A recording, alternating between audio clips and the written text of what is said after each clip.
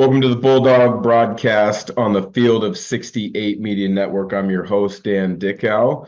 I want to give a big thanks to two of our sponsors right now, McGilvery Environmental. Kip and his crew do a phenomenal job, so thank you, Kip, for supporting the show, as well as Shoot 360, over 45 locations across the U.S., including one in Spokane. But I'm looking to get another sponsor, and that sponsorship is Seasons on the Fly Lodge, based in, oh, he went blank, based in I got too Alaska, close. The screen blew up. based in Alaska. But you may also know him as the true voice of the Zags. He's been calling games, radio and TV for a number of years. My good friend, Greg Heister, love to get his insight. Greg, Good appreciate you morning. joining. Yeah, it's good to be here. And props to Kip and Hoop 360.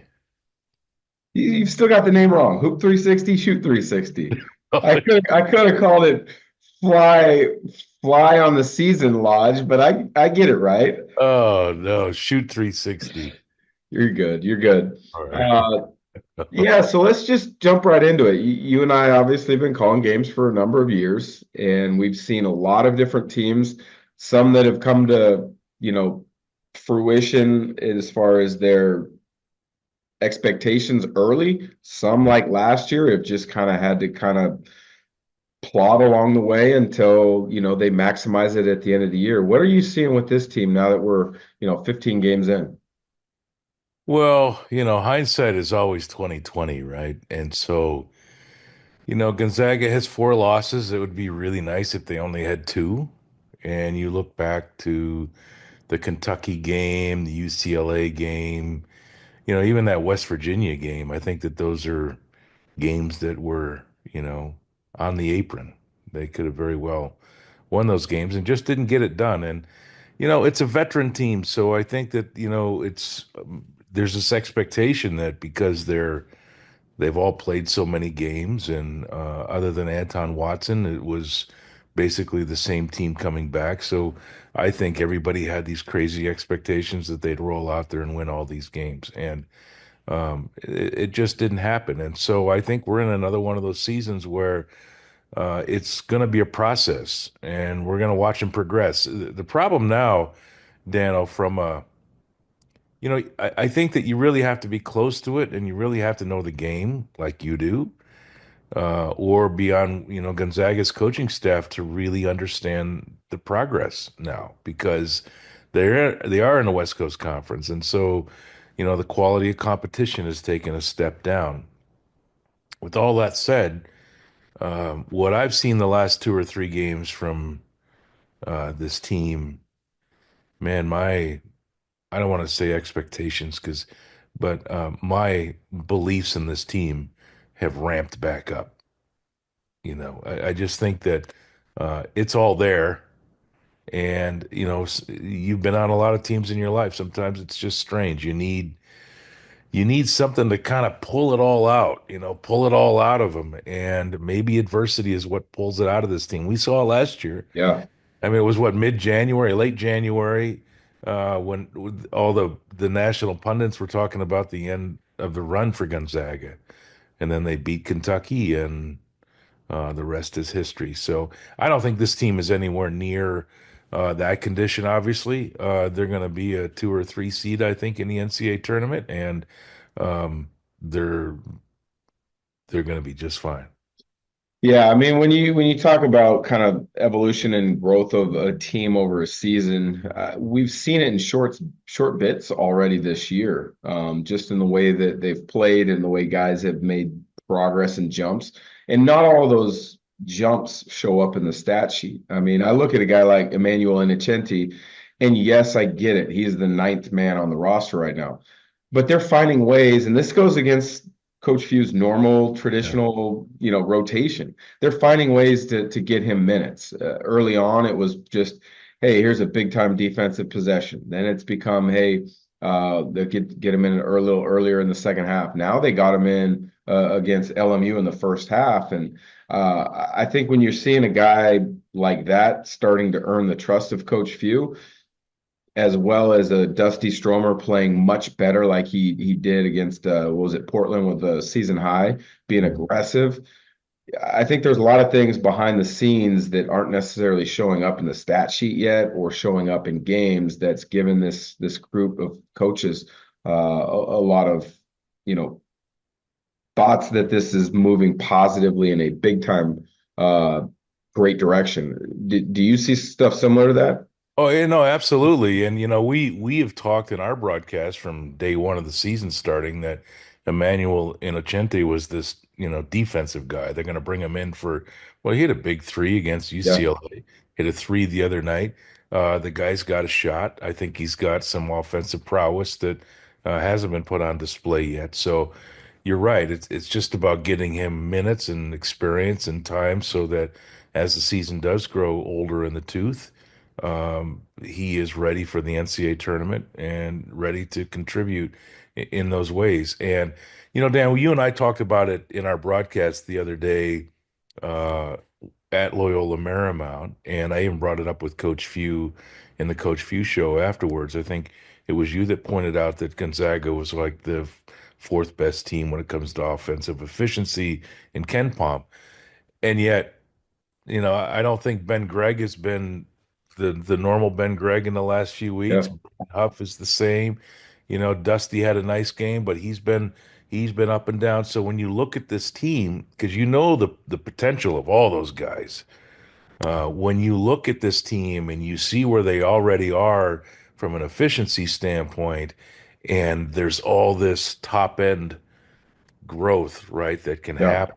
And uh, I, you know, it could get scary good. I really think it could get scary good. It's hard to predict this stuff because when they started the season against Baylor and they blow them out by was it 38 or 39 points, you're already thinking, well, geez, this is Yeah.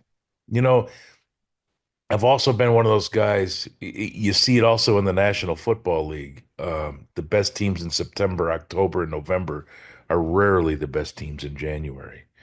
And so, I don't know how good I'd feel about Gonzaga being a top five team in November and December when really it doesn't mean much at Yeah, all. there's very few times that you see a finished product in, November, December. I think, that 21 team was clearly a Yeah, finished product. I mean, literally they just kind of slid in one or two players, but you knew from the start that was a national title contending team. And then when they put it on Kansas early and they put it on some other teams early, you were like, whoa. And yeah. then they just didn't lose. Like they literally, I mean, we know And the it's story. They didn't it's lose till the hard to title game. maintain, right? It's Yes, hard to maintain when you're at the very best of the best. It's hard to maintain that through 4 or 5 months. So it is. I love this tick tick tick tick tick tick tick tick up. I love the feel of this, honestly. I really do. So when we talk like Ken Palm analytics, offensive efficiency, I think Gonzaga's been number one 4 of the last 6 years in that category. And those analytics change every day based on computer inputting of numbers and stuff. But you mentioned this isn't a finished product. I mean, Innocenti is going to get better. Stromer has been, I don't want to say passive, but he hasn't been as aggressive as I would like to see him. Hickman's had some, the UConn game was a no show up, essentially 0 points in about 12 minutes. Yeah, Um, Huff has been great at times, and then like UCLA, he's been non-existent at times with 0 points. yeah, Then you talk about Ben Gregg. He's a guy who shot like I think 33, 34% from the three-point line. He's at like 17%. So you're talking there's like 6 different areas yeah. where That's this what I team mean. can get better. That's like you. I know.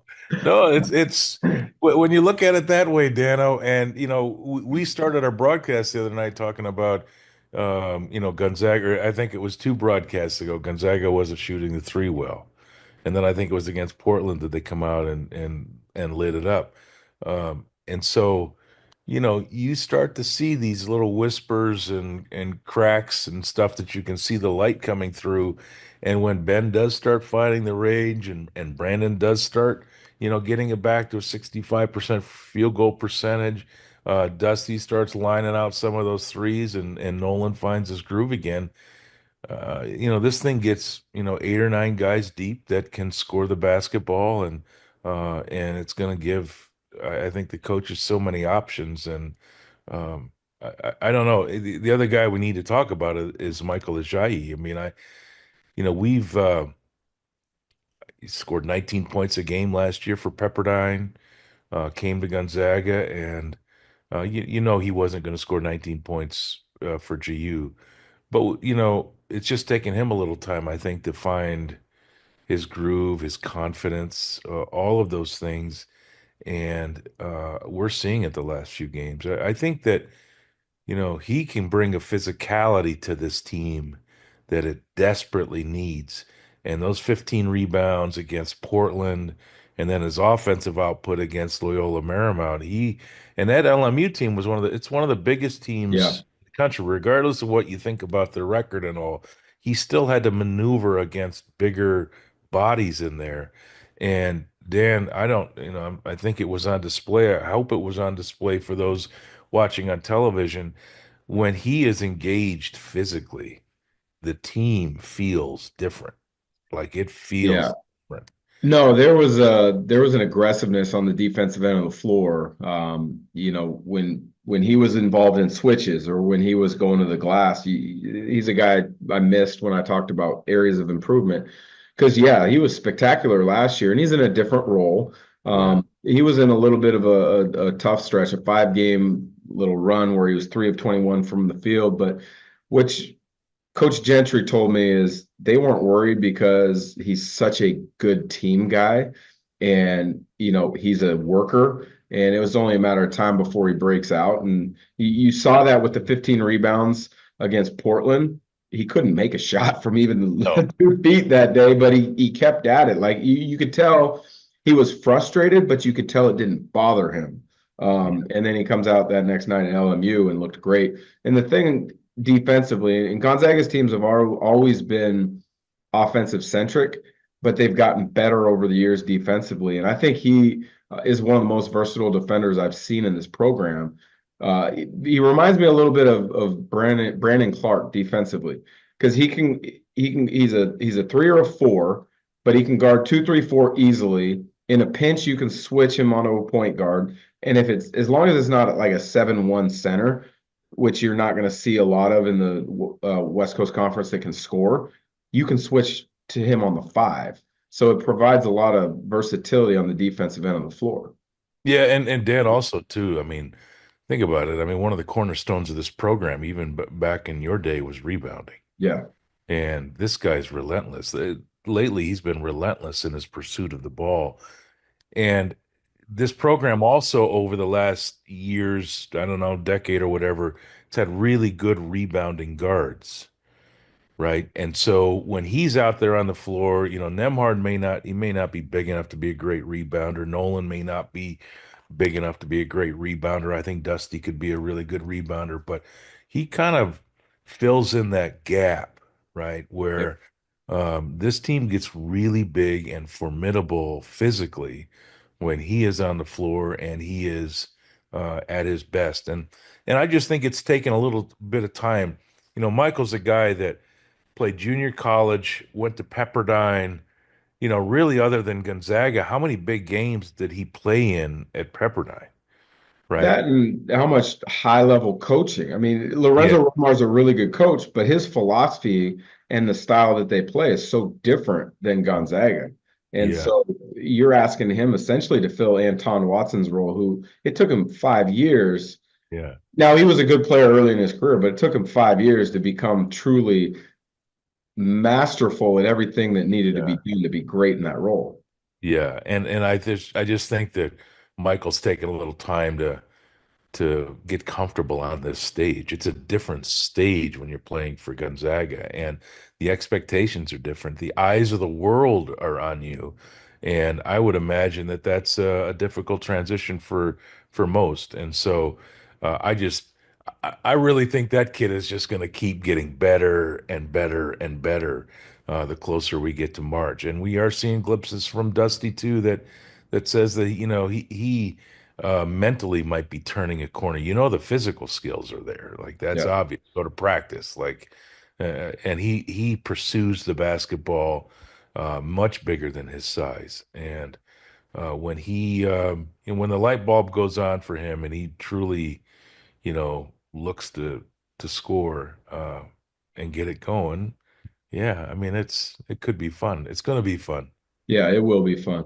Well, you Yeah. kind of touched on how well they've shot it the last two games from three, but I came across an interesting stat. In their seven games in Spokane, granted, two of them were at Spokane Arena, they're shooting almost 40%, just a shade, like 39.8% from three. On the road in Yeah. 9 games, they're shooting under 30% from three. Now, I know you didn't play, but you've seen enough games. Why do you think that is? Well, but seriously, that like we have Dan Dickau on this, and that would be like me, asking Michael Jordan how to hit a curveball when I've got Willie Mays also on the panel. You should be the guy answering that. The world's leading immersive basketball training experience that combines in-person skill development with digital gamification and virtual competition. At Shoot 360, you will train with our coaches, measure your skills with our proprietary technology, and track your progress on the Shoot 360 mobile app. Shoot 360 Spokane. Unlock your game. Like, it's just a I change want of building, your right? professional insight. It's a You've been change, around it. a change of venue. I mean, there's so many different things. You know, um, I mean, it's you're always more comfortable at home. Yeah, wouldn't you be shocked if those numbers weren't the case? No, no. I mean, I guess I would look at it in a way where maybe guys are more used to their routine at home, where they can night before they can get down to the facility and get shots up, or they stay in their routine day of game, sleep in their own bed and things. Um, but you're 9 games in now. I would imagine guys have had a chance. Um, to figure out what makes them go when they're on the road. Yeah. Some guys, I remember Corey Violet was my roommate on the road at Gonzaga. That dude would sleep until 20 minutes before the bus left for shoot around. I couldn't do that. I had to get up, I had to go move around, I had to walk around the hotel. Granted, I couldn't get into a gym and get shots up like I would have had I been at home. But I think there's a learning curve to every player and every team during a season of what you need to do to be ready to go on the road. Yeah, well, so I don't know. I guess maybe I don't have any special insight into why that would be. I think I would have to drill down on the numbers a little bit better to see if it was individuals or if it was, a true team stat. Does Nemhard always, he seems to always shoot the ball well, no matter. Graham has some up and down games, but I wouldn't think that would be about home or away. I would want to look at Braden Huff's numbers, home versus away. Ben Gregg's numbers, home versus away, to see if there's a major drop off there or a difference there. Especially, um, it's their 3-point shooting, Dan, that is it jumps off the page at you, right? Because those Yeah, are stretch guys. yeah. Ben plays with the reckless abandon and a toughness that, few have, but he's also a guy that will step out and make you pay and pull the defender out. So I don't know. I'd want to drill down on those numbers, get away from a team stat and like look at it more individually, and maybe you could uh, drill down on that. Maybe there's some youth that's involved. I don't know. Spoken like a true broadcaster. We'll deflect until I can research a little deeper. Well, I expect because we'll be on the call together with Richard Fox Yeah. on Wednesday when they play USD. I won't be there for the game on Saturday, but that's against Washington State. That one will be. It looks like it's going to be a battle for first place, and it's going to be exciting. We'll touch on that in a second, but the four losses this year you touched on: West Virginia, Kentucky, you got UConn, and Agility. UCLA. Yeah. Three of those four teams are ranked. Yeah. West Virginia in the Big 12 already has had a couple good wins. They're receiving votes. So none of them truly are bad losses. If you look at No, they're all tournament teams. they're all tournament teams. If you look at the net, Gonzaga still, as of yesterday, was 7. I haven't looked at it this morning. They're 2-4 in quad one games. But of those 4, are any of those more disappointing to you than another one? Because they lost them in all different ways. Well, the Kentucky game for sure, because obviously they had the big lead, but it's not just about that to me. It's about the fact that I'm not sure Kentucky has lost since. They lost, I believe they lost to Florida, if I'm not mistaken. But to your point, they are still I playing thought they really beat well. Florida. Yeah, I I don't can look it up real quick while you answer. But it's the point is that Kentucky has been on a roll since that game, and that game was there for the taking for Gonzaga, and so they win that one. And again, Khalif Battle should not have been out of that game had he stayed on the floor the entire game against UCLA. I just think that both those games Gonzaga wins, and um, it's a but again. Yeah, I don't get upset about all that stuff, Dano, because I don't mind this team flying under the radar. Ranked where they are right now, they're not leading Sports Center. They're not at the tip of the tongue of every national pundit in the Yeah. country talking about who could win a national championship, who's a legitimate Final Four team. That's not all of that's happening right now. So I personally don't think that's a bad thing. This team is flying on the radar, and those of us that get to watch it day in, day out, and to call some of these games and be close to it, we are seeing the progression. Did Florida beat Kentucky? Yeah, no, you're right. Florida did beat no, Kentucky beat Florida 106-100. It was Florida's first loss, I think. It was, yes. But it was Ohio State they lost to by 20. They And lost to who? Ohio State out of the Big Ten. Yeah, no, Ohio State's not going to challenge. Yeah, they're not going to challenge for a Big Ten title. But you are talking about a good team, a good program.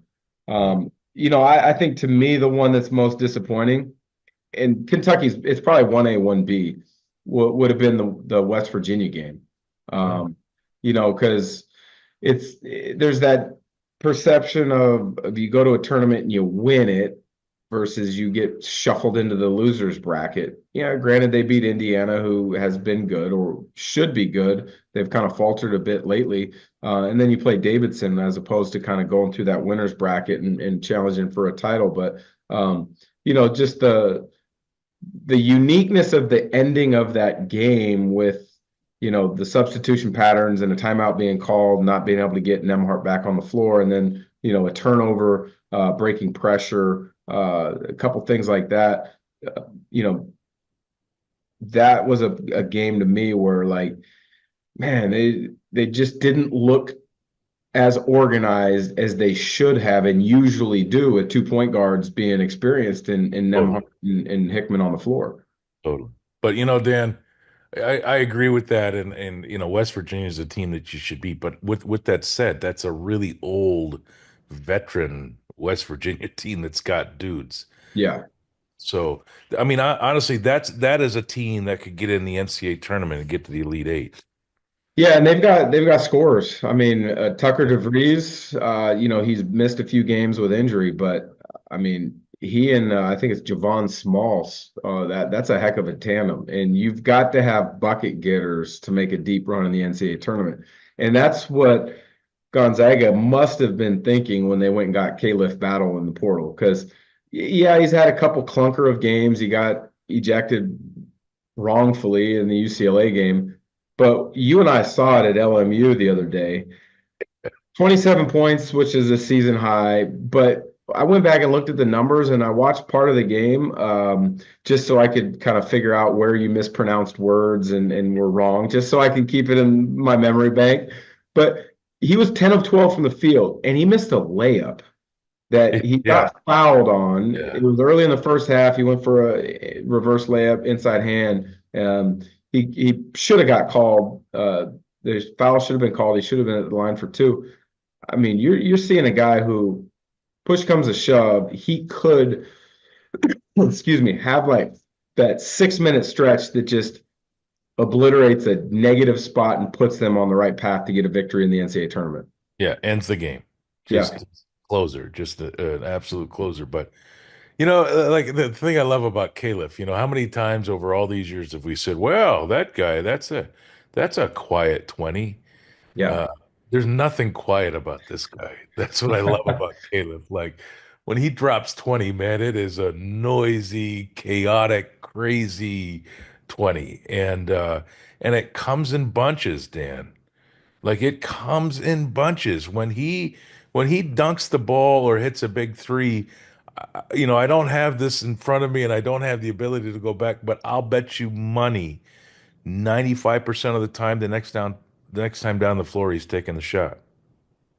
Well, he Right. plays with supreme confidence, which is He what gets you into have. this zone and it's like I'm going for it right now and I'm gonna, and it's two or three possessions in a row where he's gonna try to get it done. So he's an electric kid, and um, again, chemistry, right? Like him learning to work within the system will working with him, and getting all of this to mold together and to come together and be what it's going to be in March. He's another piece that that's when we talk about this efficiency rating and what this team could be in March.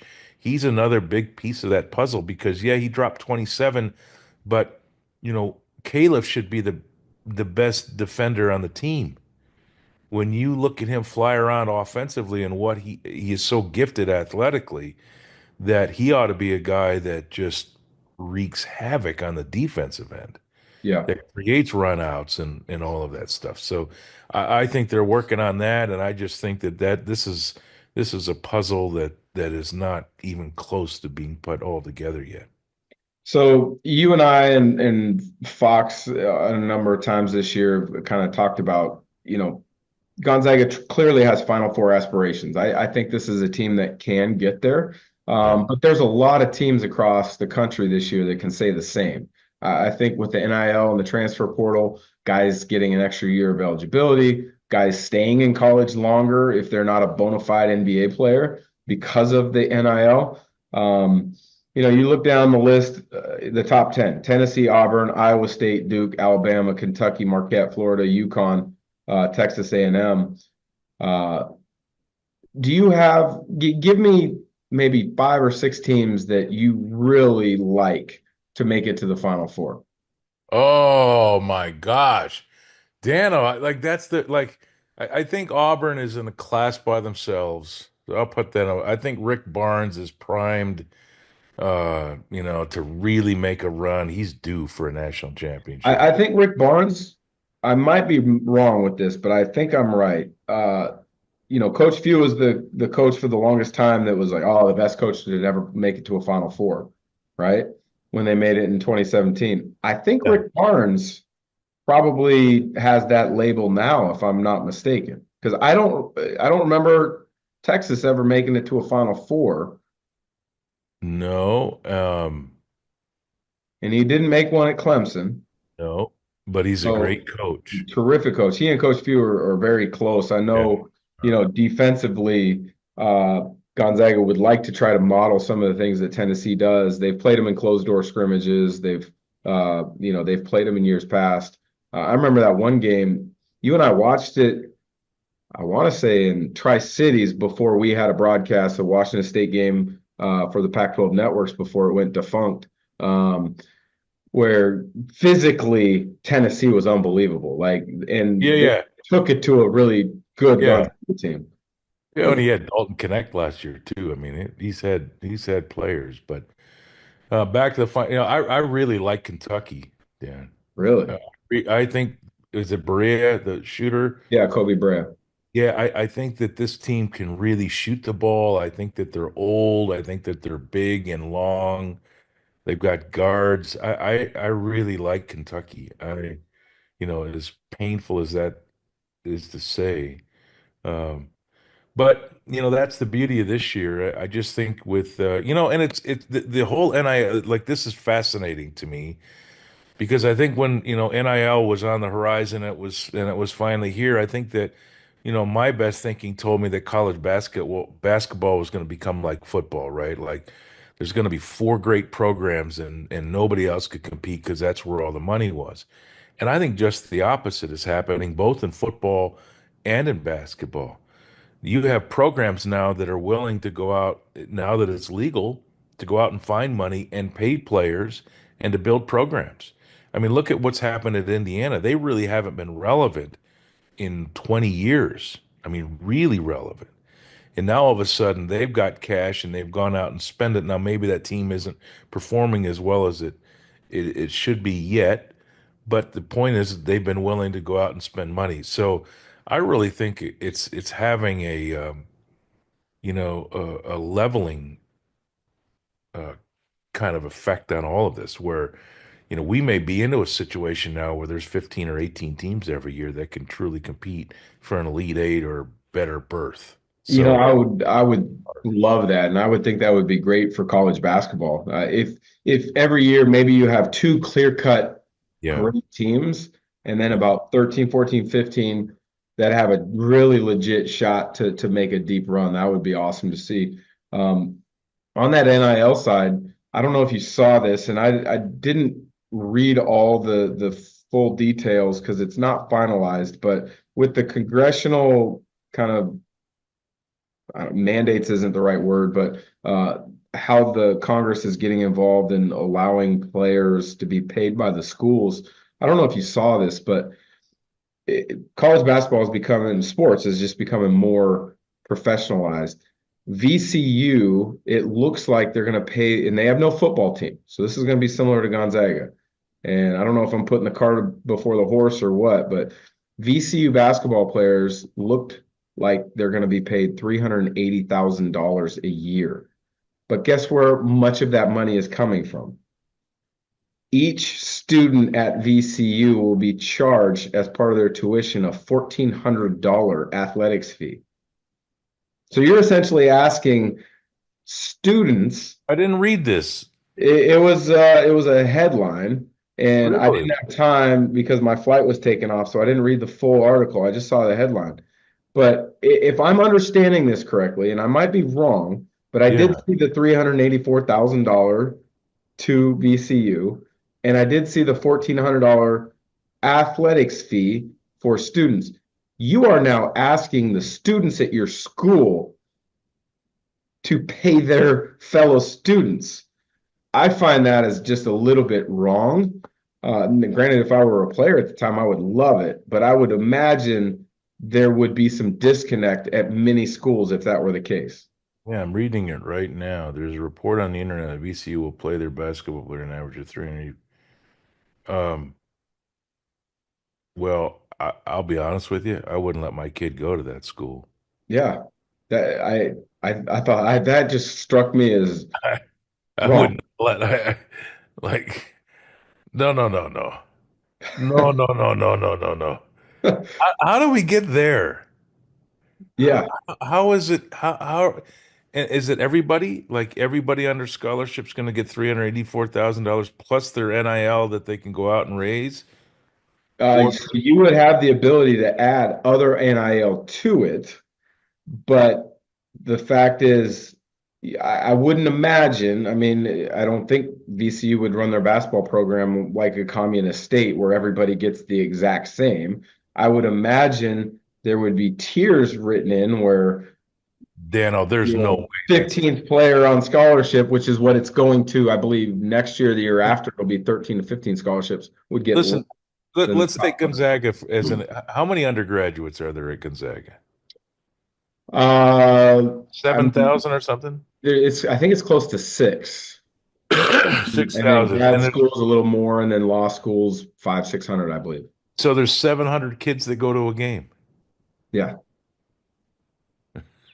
So you're going to make the kid who has no interest in, like, not everybody's at Gonzaga because they have a good basketball team. They've used it as a marketing platform to get kids to come to school there, but not everybody goes to Gonzaga because they're in love with the men's basketball program. But you're going to take money from Yeah. them? No, I found it really odd and weird. I no, mean, no, no, no. sure, I guess you could call it creative, but No, I it's would not even think creative. I there's a think lot of it's animosity. There would be a lot of suicide. animosity. It's Students. suicide when you look at the cost of post education these days. And I think that, other than healthcare, isn't that one of the greatest issues in our country today? And now you're gonna slap on a bigger activities fee so that, John Smith can make more money because he's a talented basketball player. That's not gonna ride. There- Yeah. There's there's no way. There's just no way. I love the comment you said, I'm not letting my daughter go there. And I wouldn't either. Like if my kid's Oh, gonna go, like it's like no different than when you buy a new car and like you see the sticker price and like, oh, that's awesome. Like 22,000, whatever it is, and then you go to like sign the papers and then it's this fee and that fee and that fee. You're like, yeah, damn near now you're coming out 10% higher than what you were expecting. yeah. No, no, it's no, that one I don't see that flying at all. I don't see that one flying at all. So We're just this thing is just getting so, I mean, listen, and now the NCAA is talking about a fifth year of eligibility, right? Did you read that? yeah, that I completely disagree with that. Like you are So hamstringing high I know, school but kids even more. think about it like this. These kids are making so much money now in playing college football and college basketball, more so than they would as rookies in the NFL or the NBA, right? At what point in time does the NFL and the NBA get upset with some of this stuff and they start to fight back because they're going to want those better players in their leagues? And at what point in time do we all start looking around and saying, no, wait a minute, what's really going on here? Is Are these factions within college athletics trying to create a league that would compete with the National Football League? Well, you're right in regards to like, so say for example in the NBA, if you're a first round draft pick, you've got 2 year guarantee, and then you have a third year option held by the team, a fourth year option held by the team. Some of these guys who might be looked at, hey, if things go well, I could be a first round pick. You're rolling the dice now because if you're no good after 2 years, you're done. You're not getting that option picked up. If you stayed for 5 years and like and you can make as much money and get your degree. And I know the degree is not as important to a lot of student athletes at that moment in time in their life. It will be when you get to later on in trying to figure out your career. But I just, if that's the case where they give them 5 years, you're going to see even more guys that are fringe and borderline stay. No, for sure. I And mean, where look, does it come about where like, hey, I'm going to sign a listen, multi-year deal and be guaranteed escalation clauses throughout this and have bonuses written in? Because and the other part of the problem is none of this is above board. Like in the recruiting process in the transfer portal, and I'm just using these two schools as an example. Gonzaga might have earmarked $400,000 for a wing, right? And it might be earmarked, but in that process, maybe they offer someone 300,000 and it's offered to an NIL agent. And don't forget this, an NIL agent in college, because they're marketing and name, image, likeness representation, they get 20% of that. So yeah, that's another reason these fees are getting just because the agents are like, oh, that's money, money, money. In the NBA, standard player contracts 4%. So that's why you're seeing a lot more like, oh, I'm going to be an agent for college players, or these agencies that represent NBA players are now also representing college. Granted, they have different agents, but the agency has the representation. And so they might have 400 grand earmarked. They've offered 300, but there's no true validity to that offer. You're just going off of agent's word. So that agent now goes and says, maybe they'll go to, oh, we'll go to UCLA and see what they'll give us.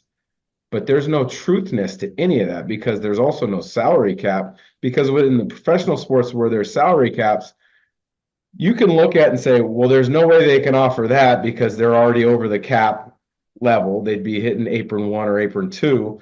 I mean, there's just no transparency with any of this. Dan, I think that there were 30 or 35 college quarterbacks this year making more money than Brock Purdy, the starting quarterback for the San Francisco 49ers, who's already led that team to a Super Bowl. He was Wow, still on his rookie deal making $750,000 a year. that's crazy. 30 or 35 quarterbacks making more money. Think about the kid that just signed next year to go to BYU. Yeah. Even if he is the number one pick in the draft, he's not making $5 or $7 million a year. No, but I've heard from sources, and I'm not going to say who, but he's a kid who was paid over $1 million to play at a prep school in Utah. He didn't grow up in Utah. He That's was what I paid mean. over $1 million. That We- prep school was funded by BYU boosters. And so the BYU boosters have been around this kid for, a year, 18 months or so. Yeah. They have the ability to develop the relationship and show that they're good on their word financially. Right. And it just snowballs. And it's like, oh, well, BYU, when have they ever gotten or been in line for the number one recruit in the country? Not since probably Danny Ainge in Yeah. 1980s, right? And they get this kid, and like he's legit from all accounts that I've seen watching highlights. I'm sure he's great, but my point is that again, if you can make more money in college than you could at the next level in the NFL or the NBA, that is a problem Yes. for those professional sports leagues. Yeah. When are they going to start pushing back on this and say, wait a minute, right? Like they're going to start, they're going to have to engage at some point in time because their product's going to go down.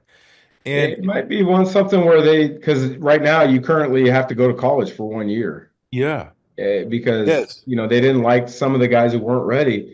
Now might be the time to blow that league, that portion of the CBA up when you get a chance. And if college football does go off and do their own thing, right? So if they take the top 40 teams and they go off and produce their own entity, they're in essence now competing with the National Football League, right? And you're not winning that one. But when you look at the money that's involved, it's the wild, wild west now because there are going to be burgeoning sports franchises that you could get in on early. And if all of this money that seems to be, rushing in at this is legit, you could end up owning Oklahoma football, just like Jerry Yeah. Jones owns the Dallas Cowboys. And in time, the Oklahoma football program could be worth more money. I mean, who knows how long that might take, but like we could be moving towards that where Oklahoma football is worth more money than Dallas Cowboy football. That's a crazy thought to think. But that's the way this thing is trending. The amount of money that's rushing into it is and again, it's just like why would Brock Purdy leave to go to the NFL to make 750 when he could have made 3 million? I mean, the Manning kid made over $3 million this year at Texas and rarely got into a game. Yeah, you're saving your body from you're lengthening your career not by not taking Yeah. all those hits early in your career while still making that money. It's crazy. I know. Well, that's enough on the NIL. We could talk about that We got off. seriously with examples for another hour. But last thing I kind of wanted two last things I wanted to chat on were Washington State in the WCC until Gonzaga and the Pac goes to the Pac-12 when it gets reinvigorated with whatever name they come up with. But Washington State's legit. I know you've called them a couple times this year. David Riley does a good job. They're both tied. It looks like they'll both be undefeated, and it'll be a battle for first place going in on Saturday. But what do you feel like this? Because it's been a rivalry in the past just based on regionality, not success. And I don't mean that as any slight to Washington State because I think Kyle Smith, he's become a friend. He's a tremendous coach. What he did in 5 years was awesome. But do you think this is going to become a true rivalry now that they are moving into being in the same conference both this year in the WCC and in the future? Well, a rivalry, right? So when you look at that word, it's about, two teams that are at their peak and one wins one year, one wins the next year. I think it could be a while before I want to slam the words rivalry into it, but it will become, I think it will become a series that is the game of the year in our region. Um, because Dan, the word rivalry, when you really look down and look at the results between Gonzaga and St. Mary's, I mean, the number of It's a conference one-sided. no, it's not even No. close. You know Yeah. what I mean? Like it's like Gonzaga's won like 95% of the conference titles and the tournament titles. So and people like to call it a rivalry because, this is something that we've drummed up for television to make it a big deal. But I can remember during the Bennett eras, when Gonzaga would go down there, and that arena, the Beasley would be full. And when it's full, man, that place is mean. Yeah. Yeah. Like it is a nasty place to play college basketball. So I could see that we could be trending towards, that sort of scenario if Coach Riley can keep the team elevating and they can become, you know, a good viable program for the next few years. So I think it could be a crazy deal, great for us as local college basketball fans to see, because he obviously is a great coach, Yeah. and and it's interesting calling their games. He was a great shooter at Whitworth. I think he was like a 43% three-point shooter for his career, and his teams can shoot. Mhm. Like that's the thing about this Cougar team. Like it is an offensive, well put together team. They're beat down with injuries right now, but yet they still have this zest and energy and desire to play hard, and they're winning games, man. And that is a reflection of the staff, the coach, the environment, the culture, all of that stuff. So and again, Washington State, we root for because we live here. And I've said this many times over the years that Spokane's a better place to live when Washington State football and basketball are good. What do you mean by that? It's just a bet there's more energy. There's more energy. The first year I moved here, 1997, Washington State went to the Rose Bowl for the first time in 70 years. Well, this city was upside down over that. And it was obvious to me right away that when Washington State is good at these, core athletic programs, Spokane's a better place to live. So, I root for Coach Riley as we rooted for, Ken Bone and Ernie and Kyle. But Coach Riley seems like he's more of a local guy to me because he played at Whitworth, right? So you Yeah, and can he root for him played at even more. Whitworth, coach at Eastern. I think he kind of has that. One of us deal. Yeah, I don't know the exact connection, but I believe it was his uncle that was the head football coach at Oregon State for a number of years. Mike Riley and Mike Riley. his brother is oh geez, he's a coach in the NFL. And so where I was going with that comment was like it makes me think that David is in Pullman for the long haul because he's seen the success that can be generated and the longevity that can be enjoyed by being at a college town type university, and doing it that way in your career. Because look at it, every player has their own thoughts of how they want their career to go. Do they want to play in a smaller market and you're in the pros, or do you want to be in LA or New York? Every coach kind of has their own kind of philosophy of what they would like their career to look like. And luckily, us as Gonzaga, connected people, whether it's in the media or as players, we've benefited by seeing a coach in Mark Few that, hey, I don't want to go live in LA and coach UCLA. I don't want to be in the fishbowl in Kentucky. I don't want the expectations of Indiana because they're just outlandish. I can do everything I want to do here personally and professionally. And maybe we'll see that out of David Riley down in Pullman. I think that would be great. Well, the thing that I would say to if there's any Cougars watching this is like you got to get involved with NIL. Yeah.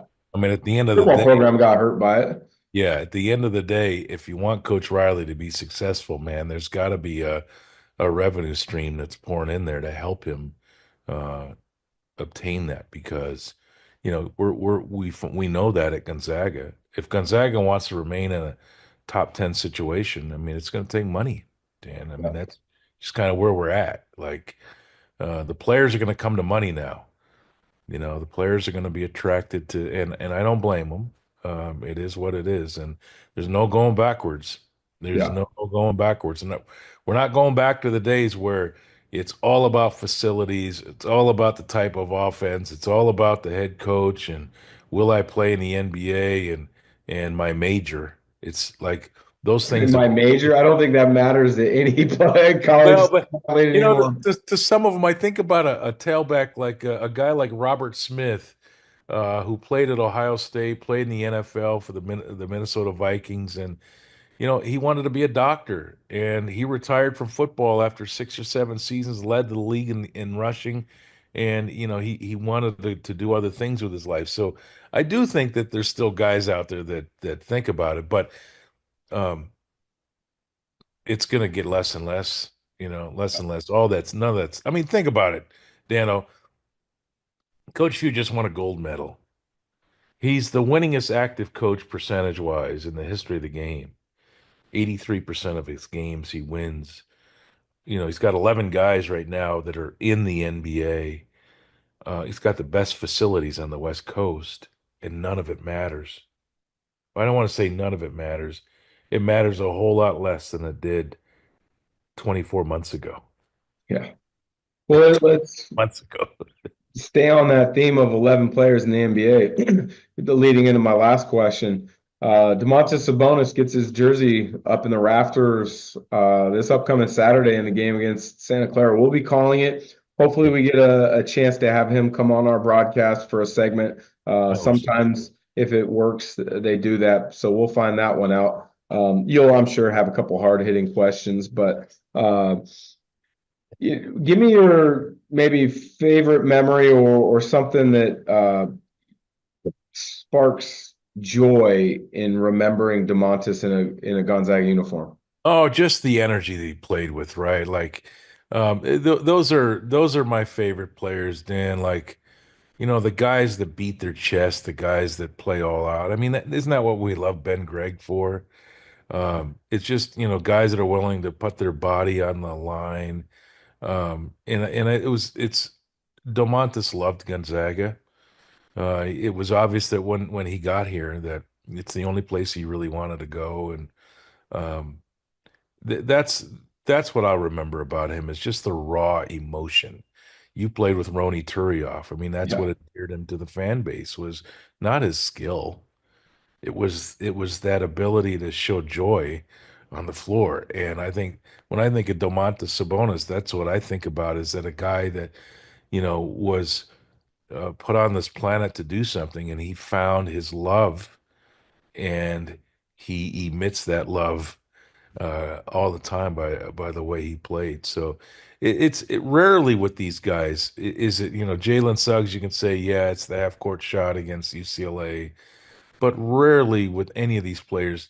Do I look back on one instance and say that's what I'm going to remember them for? It's really not about that. It's a collective thing, and Domus was Domus 100% of the time, every night, every game, from opening tip to that final whistle.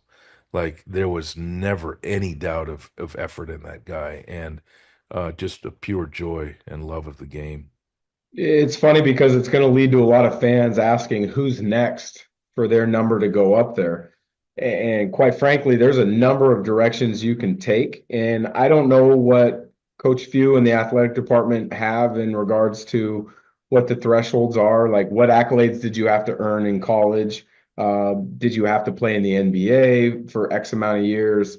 I don't know what that is. And I don't know if there is one. but I'm sure there's a lot of fans out there that are thinking, who's next? I mean, is it Nigel? Is it Drew Timmy? Is it Corey Kispert? Is it Blake Stepp if you go way back? Is it Roni Turioff? I mean, there's lots of different ways that you can go, but I was just I think Domus definitely deserved the next one to go up.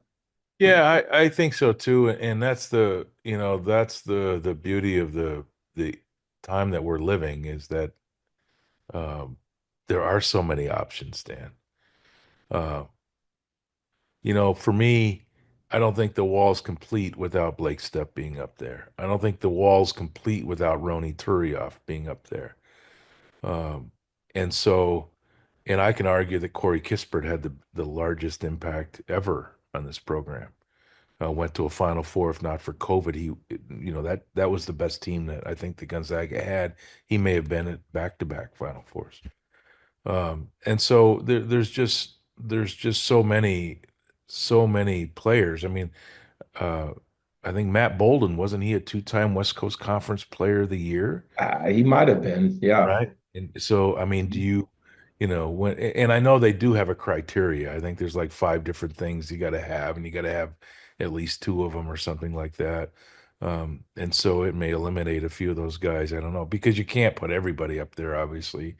But it is time I think it is time to honor Blake Stepp. I really do. I just think that, for so many years, and I quit asking Coach Few these questions all the time, like, who is the guy? And for so long, it was Blake Stepp. Well, as someone who played with him for 2 years, I mean, he was a one of the toughest competitors you could imagine to play alongside. He was one of the most skilled. He was one of the most team focused guys. His pro career was cut short because of injuries, but those injuries were because he played through injuries in Oh college. no, he played his Like, whole college career in pain. I mean, so for example, his freshman year, my junior year, we had a terrific run together. He had to have microfracture surgery, which was the trend of the time for any knee Cutting issue. edge, right? They were just Yeah, it was starting to cutting use edge it. at the time. They don't do that surgery anymore because they No, realize it was it before really they doesn't knew it work. didn't work. Yeah. And so he basically said, no, I want to play with Dan and this team for one more year because I think we could be really good. And he didn't practice more than he had a time limit, a restriction on minutes at practice that my senior year, his sophomore year, where literally the trainer, Steve DeLong, would warm him up on the sidelines after we got going. He would practice. The second he hit that minute mark, Steve would come onto the floor and tell Coach Few, nope, Blake's done. He's got to go off. And Blake would go ride the bike and then ice and sit off the rest of practice. Come games, no minute restriction. He played in pain the whole year. And obviously it lingered on the next couple of years, even though he was unbelievably successful. But I think Blake would have had an 8 to 10 year NBA career had he not had injuries. Well, Dan, think about it, he was big. I mean, he's legit 6'4", 6'5" kid, right? With Yep. just incredible courage on the floor, could shoot the heck out of it. And it was a high IQ guy. So yeah, Blake, and I that was my first year doing games, and so I was there for all the games, and I remember all those treatments by Steve-O and how much pain Blake was in, but he never really complained about it. But you just kind of knew. And Blake is just kind of that cowboy, you know, tough country tough kind of kid. So yeah, I hope he's honored. I think he will be in time. Um, who knows who the next one is, Dano? Like, uh, I just, Corey Kispert had an incredible career, and but what about Kevin Pangos? I mean, Yeah. we overlook him a lot too in all of this. He's never and um, Well, he sacrificed a lot of his scoring his junior, senior year when guys like Wilcher came. and, and And Sabonis. Sabonis. Yeah, exactly. Yeah, so there's just been so many great players now, man. Uh, Rui. I don't know. I'd have to. I used to know the criteria, but I don't know the criteria anymore. I'd have to go, dig up that, and then And then I think it becomes a lot more obvious. But I think, West Coast Conference Player of the Year, first team All-America for sure, an NBA draft pick for sure. Um, and then there may have been some other, attributes that you had to have. Um, it would start, it'd get that core down to 8 or 10 guys, I think. Yeah. Well, Greg, I appreciate the time. I know I kept you longer than I initially said, but maybe we'll do it again at some point because I know, you and I can kind of talk about a number of topics Yeah. at length, and it's something that we don't get to be able to do on the broadcast simply because it's 2 hours and we have to call the action. Although some social media prognosticators, analysts, critics, whatever you Uh, think of Jeez. yourselves. You have to understand. I'm going to go to bat right now for my guy, Touchy. Greg Heister. You have to understand. If you are watching the game on TV for a KHQ broadcast, we do not get the Kentucky Duke games. We don't get the top of the line games. Those get picked off by ESPN. We get the 30-point games. We have a number of topics that are filler topics that are of importance around the program. And so if you want to know who just scored that last bucket, you're watching it on TV. You can see the basket that just happened. We do our best and we do a damn good job based on everything that we've been told by higher ranking professionals. But there is a beauty of watching the game on TV as opposed to listening it on radio. You can see who just scored the basket. And so I'm going to go to bat for my guy, Greg Heister, right now, because I've heard some comments. And if I'm partially at fault and Richard Fox is partially at fault, although I will say this about Rich, many times he gets the director or the producer, Chauncey Jones, in his ear yelling, rap, which for you, in layman's terms, means shut up, let the next person talk. Yeah, no, I appreciate that, Dan, but I don't need to have, I mean, it's been 24 years, it's like if people don't understand what's happening by now, I mean, it's a three-man booth. There's 3 men. It's desired to it's designed to be more conversational. It's not my job to keep calling buckets when they're up by 30 and another bucket goes in. And like there was a time when we would get off topic, we would really get off topic. Like it may not even be about basketball. And so I understand why people would get, upset about that or whatever. But, a couple of games ago when we started talking about Domus and like it's not like we weren't talking about Gonzaga basketball. And so yeah, people just need to chill out. Absolutely. People Well, just need to Greg, chill out. It's all good. I've been doing this too long to be too sensitive to that stuff.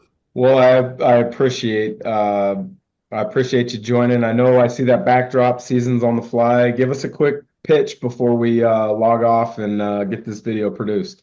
Oh, well, that's just a picture. I own a couple of lodges up in Alaska. That's the Kvichak River back there and a beautiful sunset picture that I took. And no, it's my home away from home.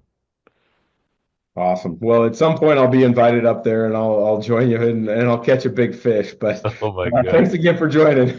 Let's see it, Dano.